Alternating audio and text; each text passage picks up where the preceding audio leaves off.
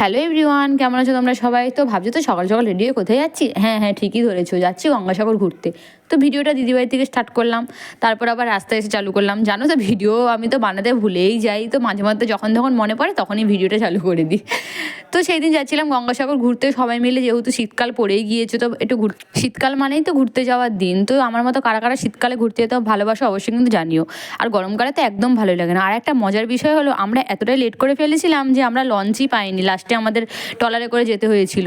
তো তারপরে ফাইনালি 1.5 ঘন্টা জার্নি করে চলে এসেছি গঙ্গাসাগর। আর এসে দেখি মন্দিরে বেশ ভিড় ছিল, যেহেতু এটাই গঙ্গাসাগরে যাওয়ার সিজন, সবাই এই সময়তে গঙ্গাসাগরে যায়। জানো তো আমি যেমন পেরেছি তেমনই ছোটো ছোটো ভিডিও ক্লিপগুলো নিয়েছি। আর দেখো এখানে কত সাধু বাবারা বসে রয়েছে। এই সময় অনেক মেরোয়ালিরাও আসে, কিন্তু আমরা তো একটাও মেরোয়ালি দেখতেই পাইনি। তারপর আমরা পুজোর ডালাও কিনে নিয়েছি, তারপর সোজা চলে গিয়েছিলাম মন্দিরে। আর এই হলো আসল মন্দিরের ঠাকুর। তো খুবই সুন্দর, খুবই ভালো লাগছিল। আর জানো তো আর একটা ভালো লেগেছে আমার, যেটা যে এইখানে সবাইকে কমলা কালারের টিপ দিচ্ছিল। তো আমি খুব ছোটোবেলায় গিয়েছিলাম, আর এই এখন গেলাম। আর জানো তো একটা কথা ভেবে আমার খুবই ভালো লাগছে যে তখন ছোটোবেলায় এসেছিলাম, তো তখন তো ফোন ছিল না, আর এখন ফোন হয়েছে। এই ভিডিওগুলো আমি সবসময় আমার ফেসবুকে স্মৃতি হিসেবে রেখে দিতে পারবো।